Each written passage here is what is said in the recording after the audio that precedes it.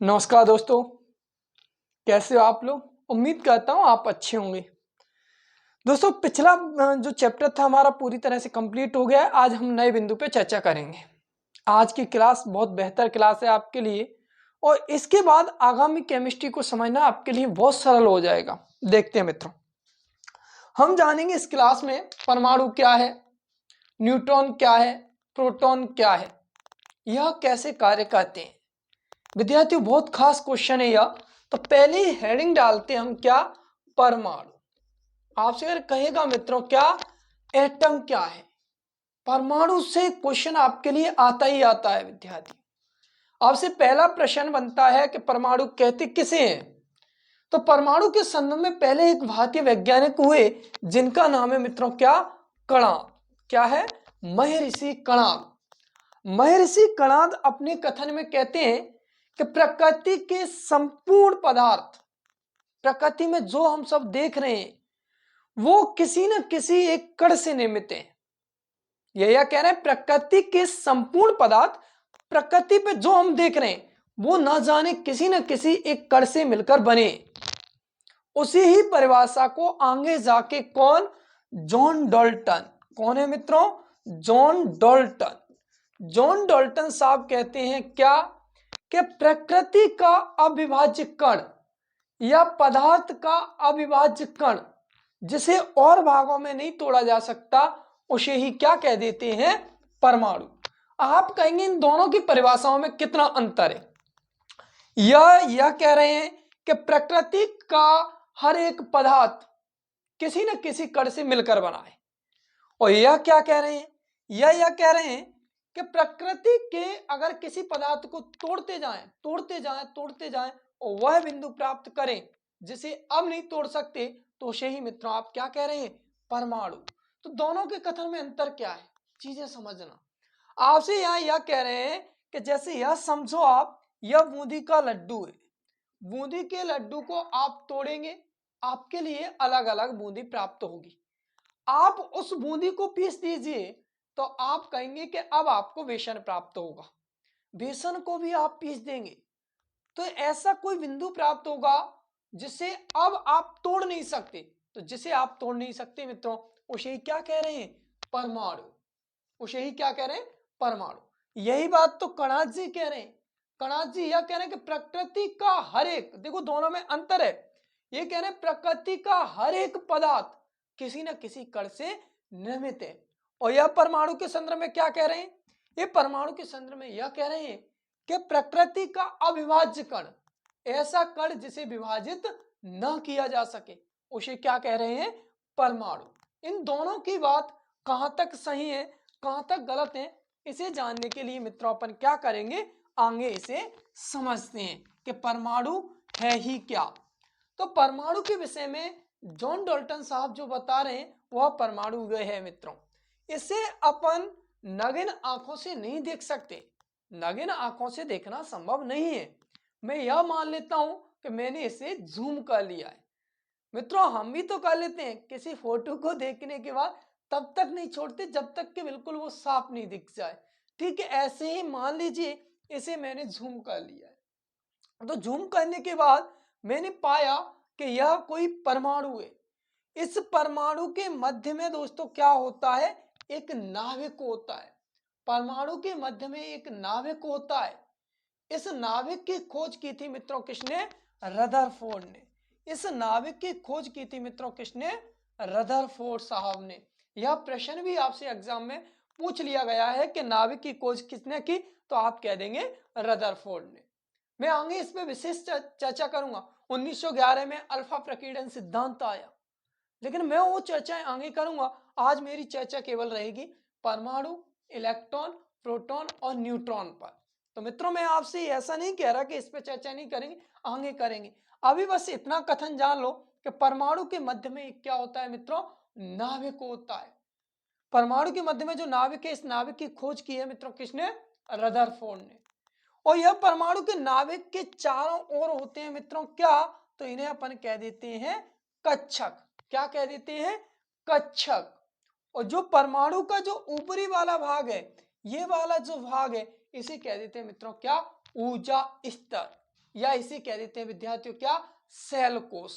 तो आप यहां से सीखे, मैं इसकी एक संपूर्ण क्लास आगे देने वाला हूं आपका। आज मेरी चर्चा सिर्फ परमाणु पे, इलेक्ट्रॉन पे, प्रोटॉन पे है और न्यूट्रॉन पर है, तो ध्यान देंगे आप। तो आप देख रहे हैं यह वो परमाणु है जिसे और भागों में नहीं तोड़ा जा सकता। अब इसके बाद अगर इसे तोड़ दिया गया तो यह परमाणु नहीं रहेगा, यह टूटेगा ही नहीं। क्यों?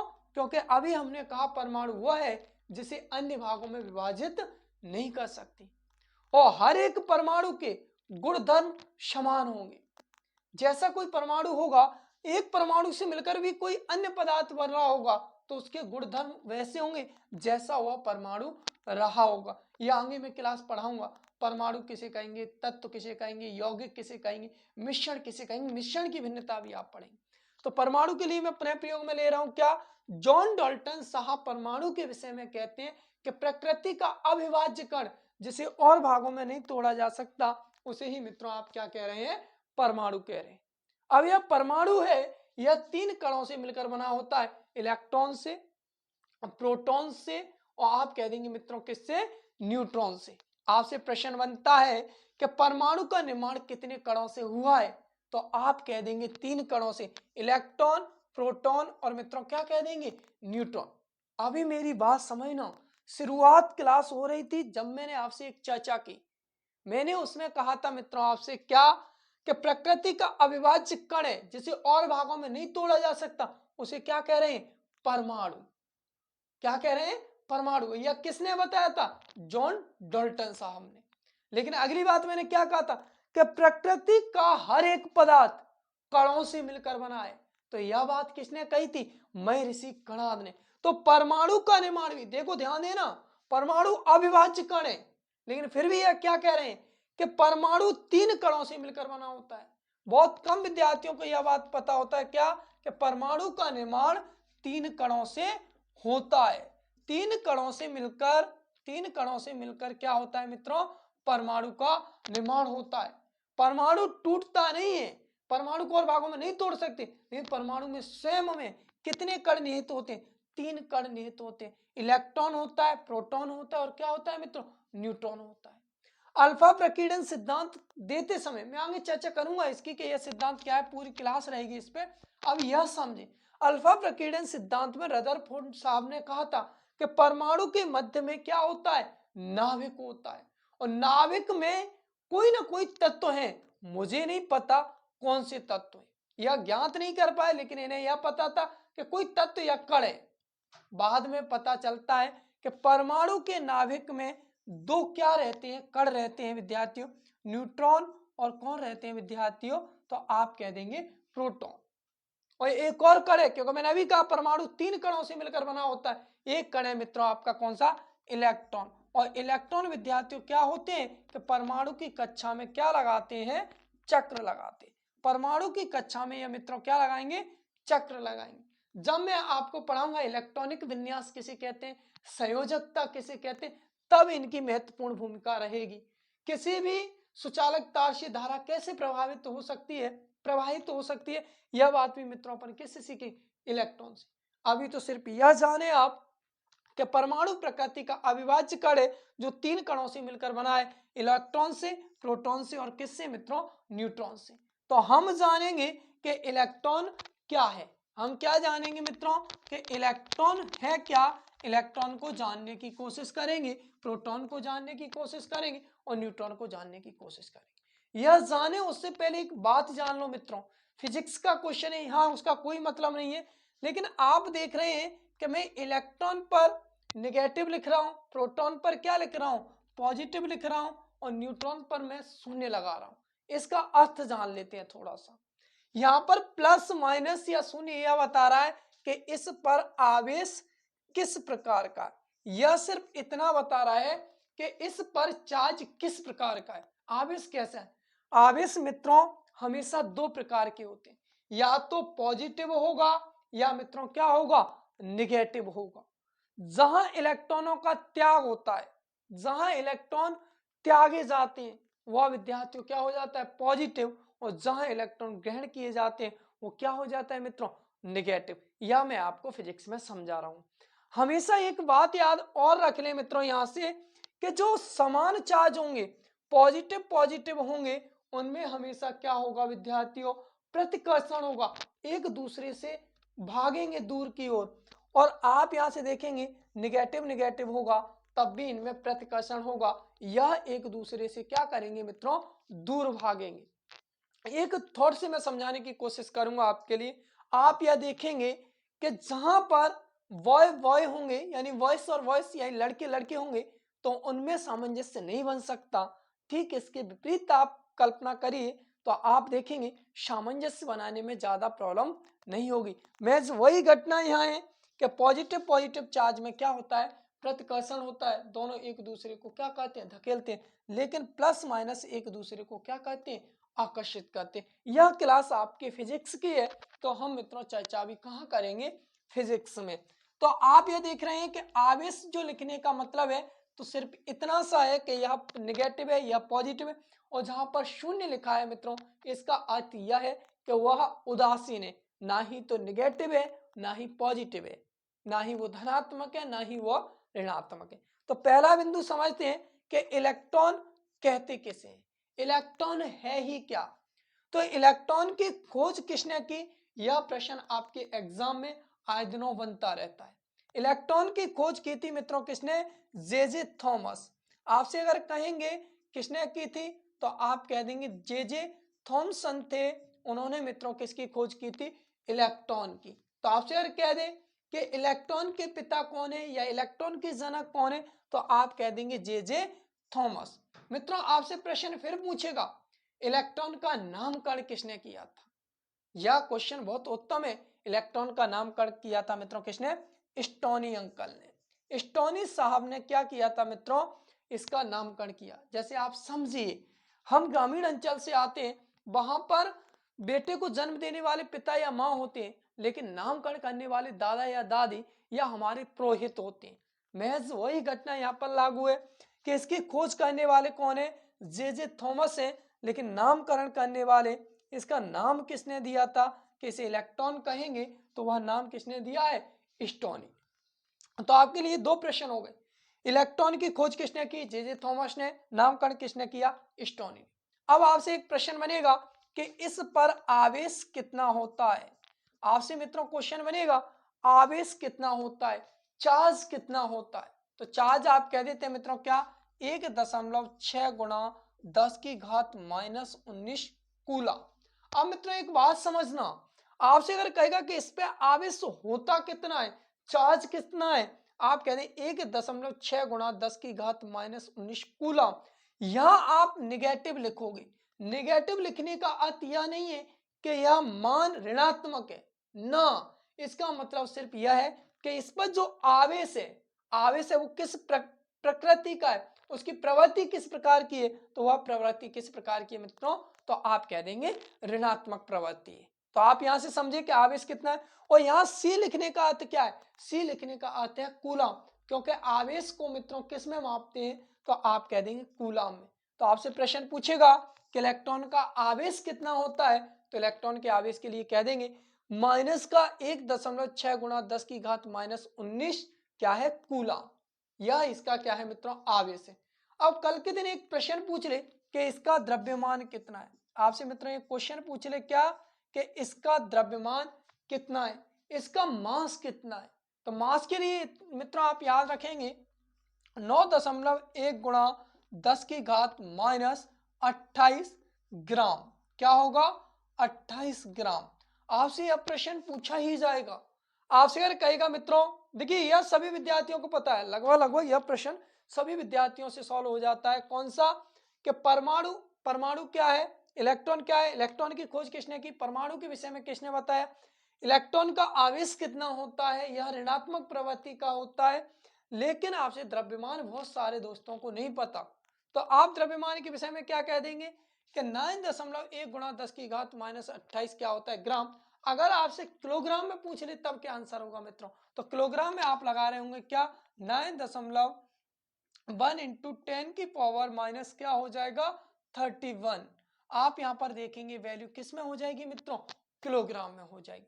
तो आपसे अगर कहेगा दोस्तों क्या, आपसे यहाँ से प्रश्न यहाँ से पूछेगा तो आप यह कह देंगे क्या कि इलेक्ट्रॉन का आपसे कहेगा इलेक्ट्रॉन का द्रव्यमान कितना होता है, तो आप कह देंगे कितना कि 9.1 इंटू 10 क्या है -28। आंसर किसमें, ग्राम में। इसे किलोग्राम में बदलना होगा मित्रों, तो आप क्या कर देंगे, कुछ नहीं करना है आपको, यहाँ पर घाते 3 क्या कर दोगे, बढ़ा दोगे, तो आप कह देंगे क्या हो जाए 31, ये किस में आ जाएगा, किलोग्राम।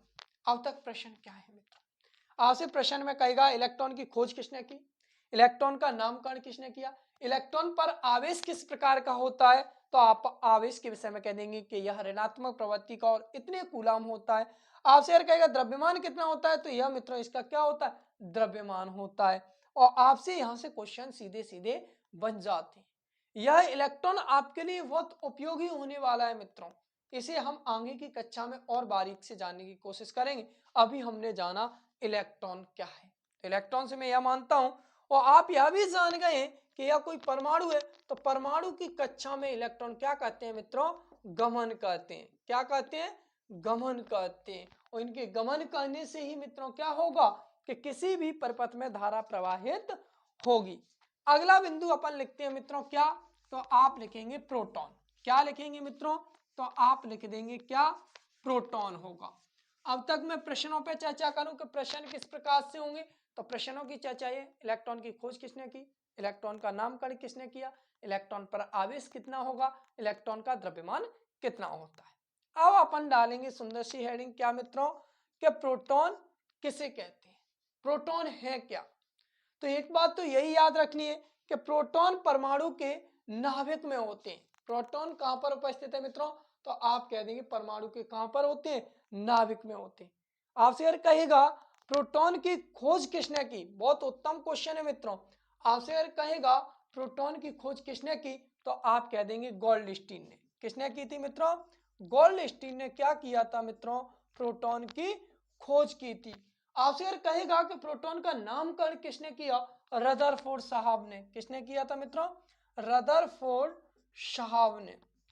तो आपसे अगर कहेगा कि प्रोटॉन की खोज किसने की, यानी कि सर्च ऑफ, अगर आपसे प्रोटॉन की बात करेगा तो यह कौन है, गोल्डस्टीन। लेकिन नामकरण करने वाले कौन है मित्रों, तो नामकरण कर रहे हैं कौन, रदरफोर्ड।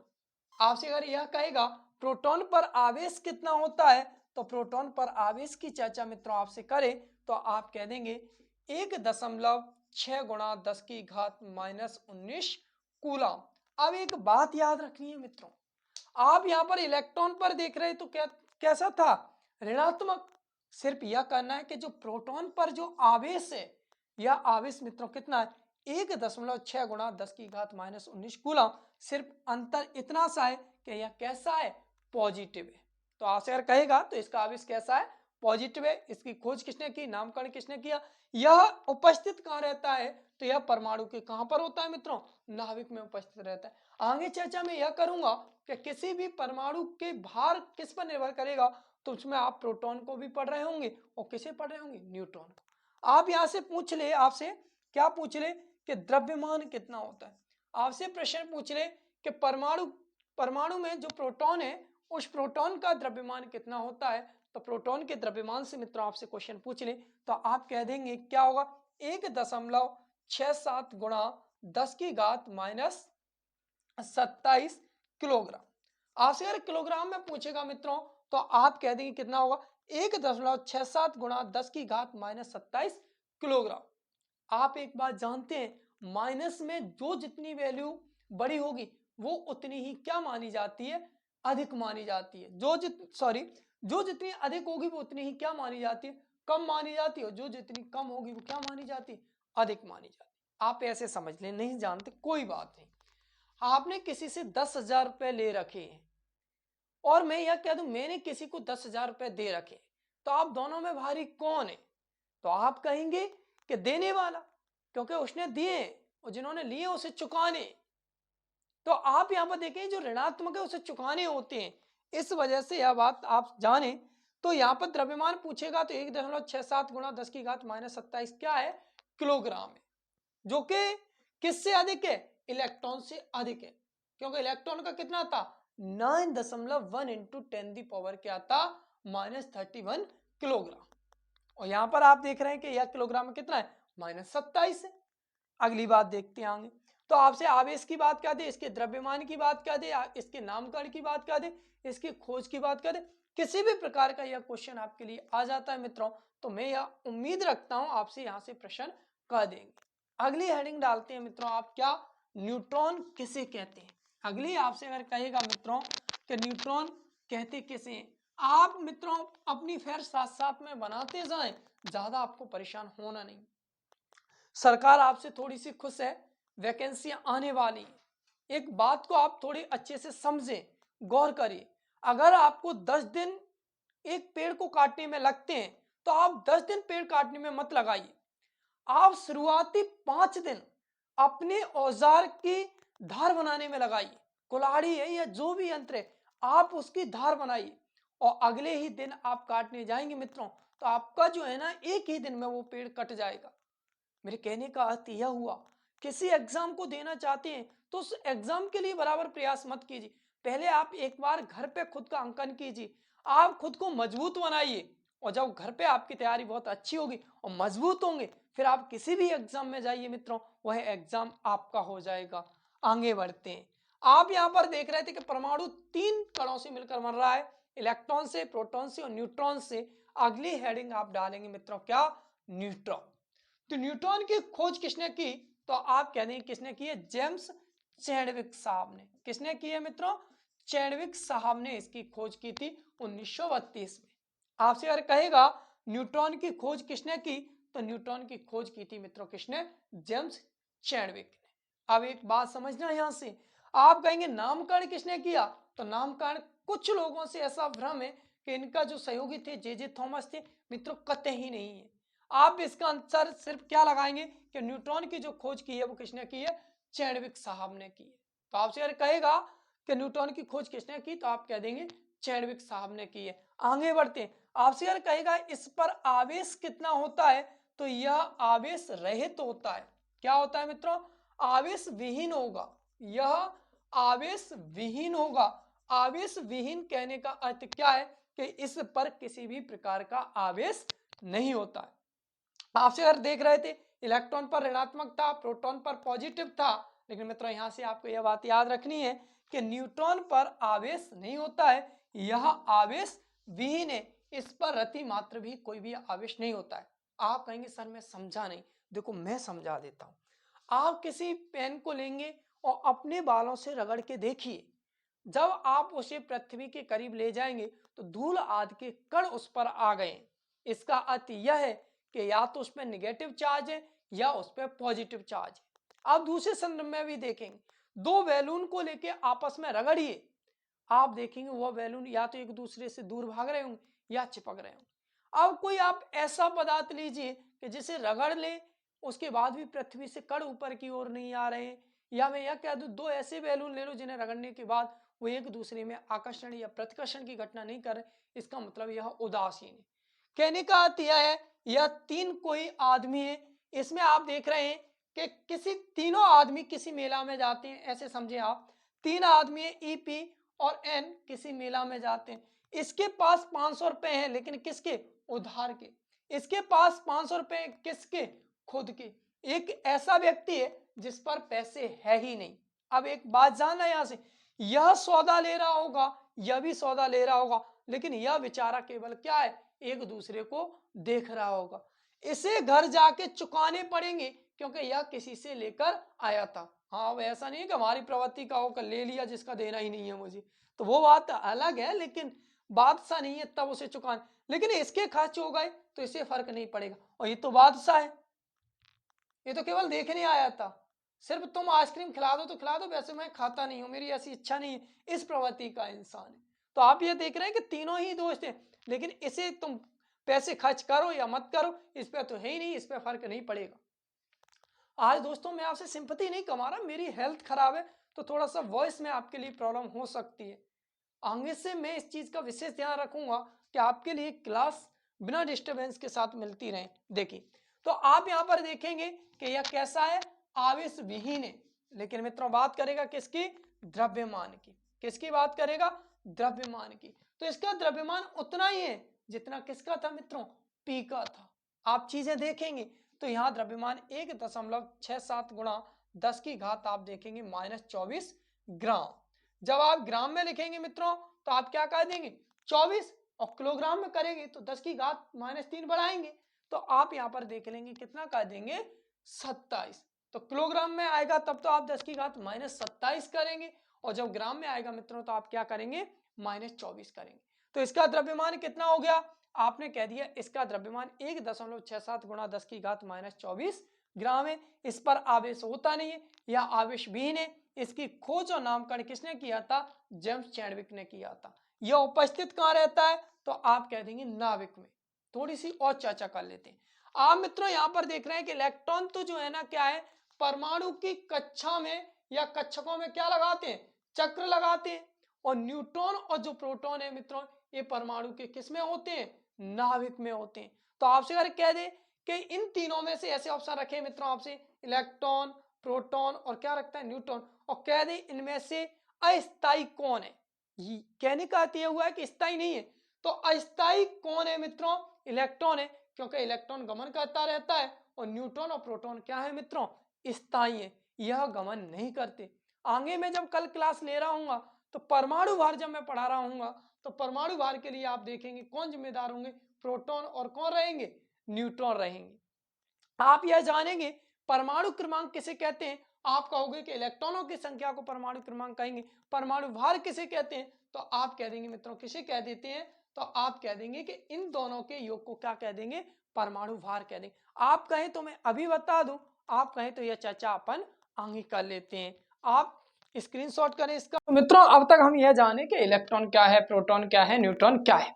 अब एक बात और जानना, आप यह देख रहे हैं क्या कि यह नाभिक है, नाभिक की खोज रदरफोर्ड ने की। मैं आगे इस पर चर्चा करूंगा, परेशान आप होना। आप यह देख रहे हैं इसमें न्यूट्रॉन है, आप इसमें देख रहे हैं क्या है, प्रोटॉन है, कक्षाओं में आप देख रहे हैं कौन है, इलेक्ट्रॉन है। इतनी चर्चाएं आपने जान ली। अब कुछ विद्यार्थियों से ये दुविधा हो जाती है कि सर इनके अलावा भी कुछ है। हाँ, इनके अलावा क्यों नहीं है, बहुत सारी चीजें। आप यह देखेंगे कि इलेक्ट्रॉन के विपरीत भी अगर बात आप करेंगे तो क्या हो जाते हैं, आप कह देंगे एंटी इलेक्ट्रॉन। क्या हो जाते हैं, एंटी इलेक्ट्रॉन हो जाते हैं। एंटी कौन हो जाते हैं, इलेक्ट्रॉन हो जाते हैं। आपसे अगर कहेंगे प्रोटॉन के, हाँ तो इनके भी क्या कह दें, एंटी क्या हो जाएंगे, प्रोटॉन हो जाएंगे। क्या हो जाएंगे, एंटी प्रोटॉन हो जाएंगे। न्यूट्रॉन की बात करेंगे तो आप कह देंगे मित्रों क्या, एंटी न्यूट्रॉन हो जाएंगे। क्या हो जाएंगे, न्यूट्रॉन हो जाएंगे। आप ध्यान देना यहां से, आप इनको जो मैं एंटी इलेक्ट्रॉन कह रहा हूं इसको मित्रों क्या है, पॉजिट्रॉन भी कहते हैं। क्या कहते हैं, पॉजिट्रॉन भी कह देते हैं। क्या कह देते हैं, पॉजिट्रॉन कह देते हैं। चीजें समझना बहुत अच्छे से। मैं यह कह दूं, आप ऐसे जाने, मैं यह कह दूं मित्रों कि यह इलेक्ट्रॉन है, मैं आप यहां से कह दूं कि यह आप देख रहे हैं पॉजिट्रॉन है, और यह कह दूं मित्रों क्या है, न्यूट्रॉन है। अगर मैं इलेक्ट्रॉन कह रहा हूं तो ये कैसा होना चाहिए, ऋणावेशित। अगर मैं पॉजिट्रॉन कह रहा हूं तो यह कैसा होना चाहिए, धनावेशित। और अगर मित्रों मैं यह कह रहा हूं कि यह न्यूट्रॉन है तो न्यूट्रॉन कैसा होना चाहिए मित्रों, आप कह देंगे कि शून्य या उदासीन होना चाहिए। लेकिन ध्यान देना, जब इलेक्ट्रॉन इस प्रकार से गति कर रहे होंगे, क्या, जब इलेक्ट्रॉन इस प्रकार से गति कर रहे होंगे तो ठीक इसके विपरीत जो उल्टी कक्षा में गति करते हैं, ठीक है इनके विपरीत उल्टी कक्षा में गति करते हैं, इनके ही टूटे हुए भाग, इलेक्ट्रॉन का ही टूटा हुआ भाग मैं कह दूं, इनकी विपरीत कक्षा में जो गति करते हैं उन्हें एंटी इलेक्ट्रॉन या क्या कह देते हैं विद्यार्थियों, तो आप कह देंगे पॉजिट्रॉन। आपसे यह प्रश्न बनता है कि पॉजिट्रॉन की खोज किसने की, तो आप कह देंगे एंडरसन ने। अब ऐसा नहीं है कि आप क्या कह दें, इंग्लैंड के बॉलर, इनका बॉलिंग से कोई मतलब नहीं है। आप तो यह जाने यहां से क्या कि पॉजिट्रॉन की खोज किसने की, पॉजिट्रॉन की खोज की है किसने, एंडरसन ने। और पॉजिट्रॉन है क्या, यह इलेक्ट्रॉन के विपरीत है। यह इलेक्ट्रॉन के क्या है, विपरीत। अगर इलेक्ट्रॉन इस कक्षा में गमन कर रहे हैं तो इसी के ही टूटे हुए भाग इसी के ही विपरीत क्रिया करेंगे, और जो विपरीत क्रिया कर रहे हैं मित्रों इनको ही आप कहते हैं एंटी इलेक्ट्रॉन या क्या कह देंगे, पॉजिट्रॉन। अगली बात जानेंगे प्रोटॉन। प्रोटॉन इसमें कहां पर है मित्रों, नाभिक में, और नाभिक में ये कैसे है, पॉजिटिव है। अब जब यह पॉजिटिव है तो जो एंटी प्रोटॉन की बात कर रहे हैं, क्या एंटी प्रोटॉन की बात कर रहे हैं, यह कैसे होंगे, ऋणात्मक होते हैं। कैसे होते हैं, ऋणात्मक होते हैं। पॉजिट्रॉन की बात करेंगे तो ये कैसे होंगे मित्रों, ऋणात्मक होंगे। और यह क्या करेंगे, ठीक इसके विपरीत, प्रोटॉन के ठीक विपरीत कार्य करते हैं, इसलिए इन्हें कहते हैं एंटी प्रोटॉन। इनकी खोज किसने की, बस खोज याद कर लीजिए, तो आप कह देंगे पाउली साहब ने। किसने की थी, पाउली ने। मैं आगे संरचनात्मक एक नियम पढ़ाऊंगा पाउली जी का, तो उस पर आप सीखेंगे। तो आप कहेंगे एंटी प्रोटॉन क्या है, तो प्रोटॉन के विपरीत जो कण है, प्रोटॉन के विपरीत जो कण है उन्हें अपन कह रहे हैं क्या, एंटी प्रोटॉन कह रहे हैं, या पी जो है ना नेगेटिव कहेंगे। पी नेगेटिव क्यों कहेंगे, इलेक्ट्रॉन के विपरीत इलेक्ट्रॉन कैसे प्रदर्शित करेंगे, इलेक्ट्रॉन पॉजिटिव, या जाने इलेक्ट्रॉन को ऋणात्मक दर्शा रहे हैं, लेकिन जो एंटी इलेक्ट्रॉन है या पॉजिट्रॉन है इसे क्या कह देंगे मित्रों, ई पॉजिटिव कह देंगे। और यहां पर आप देख रहे हैं प्रोटॉन कैसा होता है, धनात्मक होता है, प्रोटॉन होता धनात्मक है मित्रों, लेकिन जब अपन एंटी प्रोटॉन की बात करेंगे, जो पाउली साहब ने बताया था, वो कैसा हो जाएगा, पी ऋणात्मक हो जाएगा। कैसा हो जाएगा मित्रों, पी ऋणात्मक हो जाएगा। तो चीजें समझ पा रहे हैं आप। अगली बात मैं अगर आपसे करूंगा एंटी न्यूट्रॉन की, आप कहोगे सर इसमें क्या है, इसमें है मित्रों, आप यहां पर देख रहे हैं एंटी न्यूट्रॉन की बात करेंगे तो इसको एंटी न्यूट्रोजन भी कहते हैं, और एंटी न्यूट्रॉन की भी बात करेंगे तो इसकी खोज से लेके क्वेश्चन आता है, और इसकी खोज की थी मित्रों किसने, सीगर साहब ने। किसने की थी, सीगर साहब ने की थी। और इस पर किसी भी प्रकार का कोई भी क्या नहीं होता है मित्रों, चार्ज नहीं होता है। इस पर आप देख रहे हैं कि किसी भी प्रकार का कोई भी क्या नहीं होता है, चार्ज नहीं होता है। तो आप जान रहे थे कि कोई भी परमाणु 3 कणों से मिलकर बना होता है, किससे, इलेक्ट्रॉन से, प्रोटॉन से, और किससे मित्रों, न्यूट्रॉन से। इलेक्ट्रॉन ऋणात्मक, पॉजिट्रॉन धनात्मक, न्यूट्रॉन कैसा है, आप कहेंगे उदासीन। ठीक इसके विपरीत आपने ये 3 चीजें देख ली थी, दोनों नाभिक में रहते हैं, न्यूट्रॉन प्रोटॉन, इलेक्ट्रॉन कहां रहते हैं, कक्षा में गति करते हैं। अब मित्रों आप जानेंगे क्या कि परमाणु क्रमांक किसे कहते हैं, परमाणु भार कहते किसे, इन्हें प्रदर्शित किससे करते हैं। आपको आज के बाद इलेक्ट्रॉन से क्वेश्चन नहीं रहेगा, आज के बाद प्रोटॉन से क्वेश्चन नहीं रहेगा, आपसे मित्रों क्वेश्चन परमाणु से नहीं रहेगा। परमाणु आप बहुत अच्छे से सीखे थे, परमाणु के बाद में आप इलेक्ट्रॉन, प्रोटॉन, न्यूट्रॉन, प्रोटॉन सारी चीजें बहुत आसानी से आप सीख गए मित्रों। अब आपसे कह दे कि परमाणु संख्या कहते किसे हैं, मैं आपको मित्रों यहां से न्यूमेरिकल भी कराऊंगा। एटॉमिक नंबर की बात कर रहा है, परमाणु संख्या कहते किसे हैं। अगला बिंदु लगे हाथ यही बता दूं मित्रों आपके लिए, परमाणु भार किसे कहेंगे। आपसे अगर कहेगा परमाणु भार किसे कहेंगे, ये बहुत सारे विद्यार्थियों को दुविधा करता है, और मैं आपको विश्वास दिलाता हूं कि आज के बाद आप परेशान होंगे नहीं।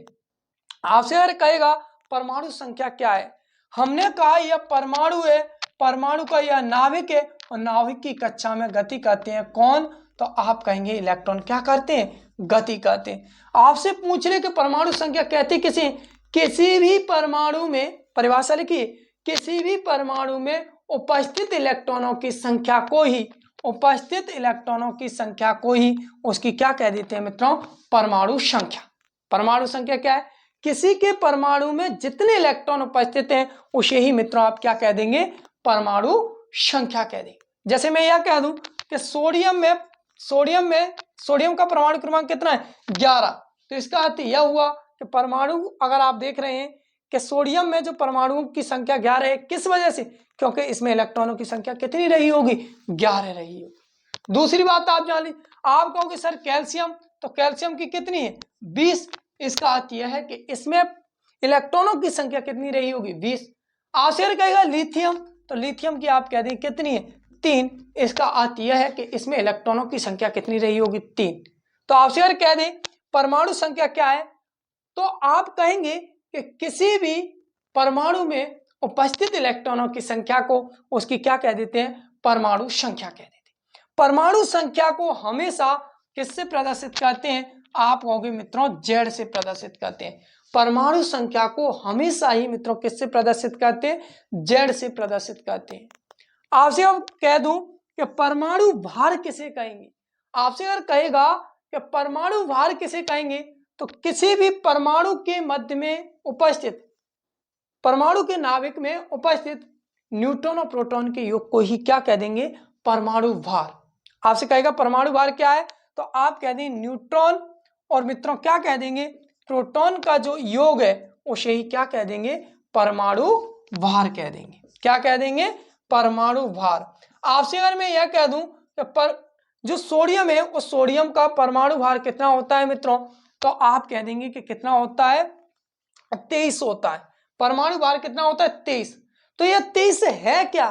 तो आप कह देंगे कि न्यूट्रॉन और प्रोटॉन की जो संख्या है उसका योग है मित्रों, उसके ही अपन क्या कह रहे हैं? परमाणु भार। तो आपसे अगर कहेगा परमाणु भार क्या है, तो आप सिर्फ इतना याद रखेंगे कि उस परमाणु के नाभिक में उपस्थित, आपसे अगर कहेगा तो क्या कहेंगे? परमाणु या भार है। आगे चर्चा क्या रहेंगी मित्रों? अभी तो परमाणु क्रमांक जाना है और परमाणु भार कल हम यह जानेंगे कि इसे प्रदर्शित कैसे करेंगे, परमाणु भार को लिखेंगे कैसे, परमाणु भार को लिखने का तरीका क्या होगा। फिर हम यह जानेंगे समभारिक किसे कहते हैं, समस्थानिक किसे कहते हैं। और अगली क्लास आपके लिए होने वाली मित्रों तत्व से कोई विद्यार्थी छूटे नहीं। आगे आपका दिन शुभ हो। जय हिंद दोस्तों।